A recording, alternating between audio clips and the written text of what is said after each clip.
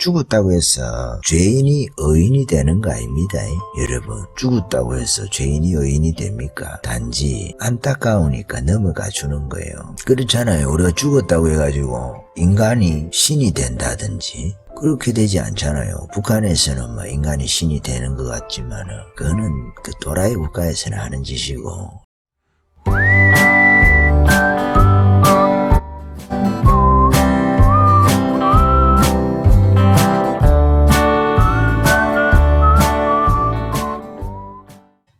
여러분, 우리가 가급적이면은 그 죽은 자에 대해서는 어지간하면 덮어주고 말을 안 하는 것이 사실은 인간적으로 그것이 더 좋을 수가 있어요. 그런데 문제가 뭐냐면은 가만히 있으니까 죽은 자 그 시체를 붕붕 띄어가지고 여러분 공중부양을 해가지고 이 시체팔이를 한단 말이에요. 그게 문제입니다. 그렇게 해가지고 정치적으로 죽은 자를 피해자라든지 혹은 우상화라든지 우상화 비슷하게 해가지고 이용을 하는 거예요.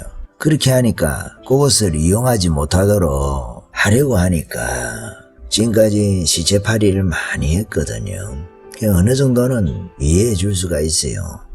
피해자다. 미순위, 효순위 문제 같은 경우에도 피해자지 않습니까? 어쨌든 간에 피해자니까 교통사고였지만은 교통사고에 대해서 지나치게 이용한 측면이 있지만은 그래도 피해자니까 뭐 괜찮다고 합시다. 어느 정도. 그런데 이게 도가 점점 지나친 거예요. 노무현 때 마찬가지고 노무현을 가지고 신격화까지는 아니라 하더라도 뭐라고 해야 될까요? 준신격화라고 해야 될까요? 준우상화라고 해야 될까요? 그렇게 만들어놨잖아요. 세월호 같은 경우에도 책임지지 않아도 될 사람들을 책임을 지우려고 하는 정권까지 바꾸는 그거를 정치적으로 이용을 한다는 거예요. 이용당하지 않으려고 하다 보니까 어쩔 수 없이 아무 시체나 팔 수 없도록 만들어야 되니까 어쩔 수 없는 거예요. 전에도 한번 인용해드린 적이 있지만은 한바탕 분노와 눈물로 끝내버리지 말고 진실을 끝까지 응시하라고. 중요한 것은 진실을 끝끝내 기억하는 것이고 그것이야말로 희망을 살려내는 가장 튼튼한 뿌리라고. 우리가 가장 기본적인 가치로 믿어온 것들이 퇴보해가는 시대에 띵띵띵은 아름답고 준엄한 정신을 새롭게 일깨우는 수작이다, 이런 식으로 했거든요. 이게 누구의 말입니까? 이게 누구의 말일까요? 제가 이렇게 물어보는 게 참 죄송스러운 이야기인데 저는 보고 읽으면서 여러분들에게는 이렇게 보여주지 않으니까 자막 처리가 될지는 모르겠는데 제가 그렇습니다. 그러니까 어떤 일에 있어가지고 한바탕 분노하고 눈물 흘리는 것으로 끝내버리지 말고 진실을 끝까지 응시하고 그리고 끝끝내 그 진실을 기억하려고 하는 것이 그것이 희망을 살려내는 가장 튼튼한 뿌리라고. 이렇게 누가 이야기했을까요? 바로 전 영상에 있는 내용이라서 제가 좀 인용하기가 좀 너무 뻔뻔스러운데 도가니에 나오는 내용을 죽은 사람 자꾸 이야기하기 그런데 박은순 이 당시에는 변호사로서 희망제작소 상임이사였거든요. 박은순 변호사가 추천사로 여기 적은 내용이거든요. 그러니까 기억을 끝까지 해야 된다. 진실을 끝까지 응시를 하고 끝까지 기억을 해야 된다. 그것이 희망이다라고 이야기를 했어요. 세상을 바꾸는 희망. 그래서 사람이 죽는다든지 피해자가 있다든지 그러면 그 끝까지 그걸 가지고 투쟁 동력으로 좌파에서는 사용을 하잖아요. 전략이거든. 그러니까 죽은 자가 있으면 일단 피해자라든지 영웅을 만들려고 그래요. 우리가 사람이 다 그렇잖아요. 사람이 피해자라든지 약자라든지 이런 사람들에 대해서는 여러분 마음이 가잖아요. 마음이 쓰이고 안타까워하고. 근데 그런 마음을 좌파가 이용을 한다는 거예요. 이용을 해서 정치적인 이익을 얻는데 수단으로 쓴다는 거예요. 그래서 지금은 약자도 아닌데 여러분 민주노총이다 그러면은 민주노총이 약자입니까? 노동운동한다고 하지만은 약자같이 보이지는 않잖아요. 뭐 제 생각만 그런가? 여러분들은 그렇게 생각 안 해요? 평균 연봉이 뭐 일반 노동자들보다 뭐 1.5배 가까이 제가 볼 때는 높은 것 같은데 그러면은 그게 약자가 되나? 평균적으로 볼 때 대부분 뭐 대학 나온 사람들도 많고 그렇잖아요. 그렇게 하면 그게 약자가 아니잖아요. 약자 코스프레 하는 것이고 피해자 노동이라는 그 이름 뒤에서 사실은 강자이면서 약자 행세를 하는 거예요. 그래서 더 약한 자들의 피를 뽑는다든지 혹은 약한 채 하면서 더 많은 이익을 추구하는, 누리려고 하는 그런 교묘한 수가 거기 들어있지 않냐는 거예요. 노동단체에 관해서요. 제가 이야기를 하는 거예요. 그 노조가 필요 없다는 말씀을 드리는 거 아니잖아요. 노조의 본연의 역할을 떠나가지고 정치화되어 있다. 그 이야기를 하는 거잖아요. 물론 정치 집단이 일 수 있죠. 그런데 기본적으로는 이익 집단에서 그 정체성을 찾아야 되는데 정치에서 그 정체성을 찾으려고 하니까 문제를 삼는 거 아니겠어요? 문제를 이야기를 하는 거 아니겠냐 이 말이에요. 여러분 우리가 시체팔이를 경계를 해야 됩니다. 아무 시체나 막 팔면 되겠어요? 왜 생선 팔 때 상한 거 아닌 거 과일을 팔아도 상한 거 아닌 거 구분해가지고 팔아야 될 거 아니겠어요? 물건도 아무 물건이나 사면 됩니까?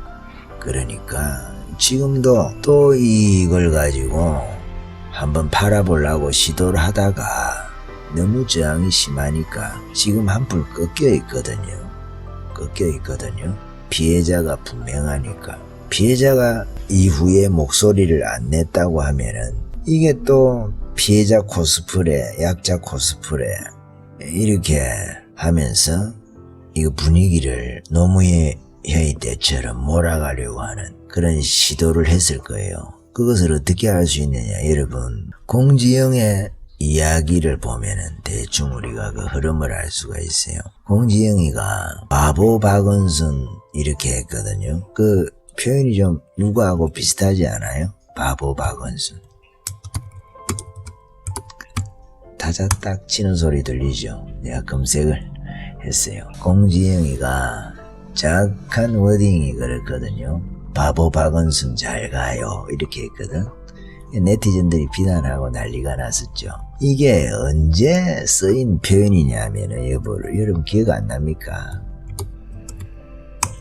바보 노무현, 노무현이한테 붙였던 표현이 바보 노무현이거든. 그러니까 그 이야기를 가지고 사람 사는 세상을 꿈꾼 바보 노무현 이야기 이렇게 하면서 지금 그 프레임을 과거에 한번 자기네들은 성공했다고 생각하는 거예요. 노무현이 가지고.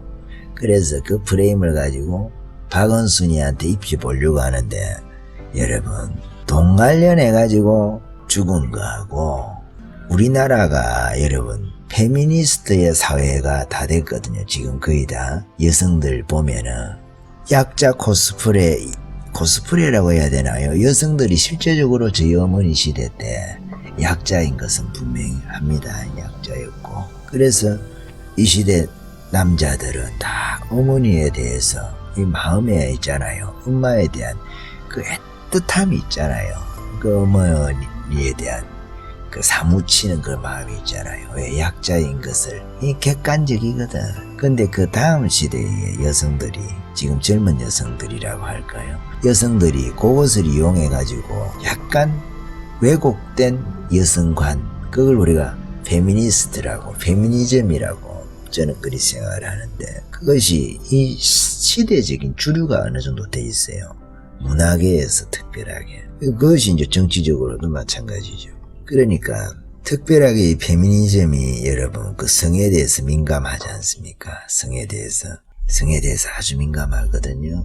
근데 이거 지금 그 박원순 이 사태는 그거하고 관련이 있기 때문에 노무현 때 그 프레임으로 넘어갈 수가 없는 거예요. 뇌물을 받았다 예를 들어서 물질적인 문제다. 그거는 뭐 죽음에 비하면 스스로 자기가 자기에게 사형 선고를 내린 거에 비하면 가벼운 죄일 수가 있거든요. 그리고 그것이 죽음으로 인해서 그 죄가가 지불이 됐다 이렇게 해석해 줄 수가 있을 거예요. 그거를 또 과도하게 이렇게 노무현을 갖다가 띄어가지고 공중부양을 시켰다. 나는 그리 생각을 하지만은 여러분 그래도 일반에서는 그냥 넘어져 가주자 이렇게 할 수 있지 않습니까? 죽었으니까 자기 스스로. 그렇지만은 그 죽었다고 해서 죄인이 의인이 되는 거 아닙니다. 여러분 죽었다고 해서 죄인이 의인이 됩니까? 단지 안타까우니까 넘어가 주는 거예요. 그렇잖아요. 우리가 죽었다고 해가지고 인간이 신이 된다든지 그렇게 되지 않잖아요. 북한에서는 뭐 인간이 신이 되는 것 같지만은 그거는 그 또라이 국가에서는 하는 짓이고 정상적인 국가에서 아니면 정상적인 자연법적인 이성을 가지고 있는 사람들에게는 그게 정상적이지가 않지 않습니까 여러분. 근데 이 박원순 시체가 이번에는 안 팔리는 거예요. 노무현 시체는 잘 팔았는데 박원순 시체는 안 팔리는 거예요. 왜? 이 페미니즘의 벽에 부딪혀가 있는 거거든 지금. 제가 볼 때는 그렇습니다. 우리나라 사회가 그 페미니즘의 영향이 상당히 강력하기 때문에 좌파 내에서도 허용이 안 되는 거예요.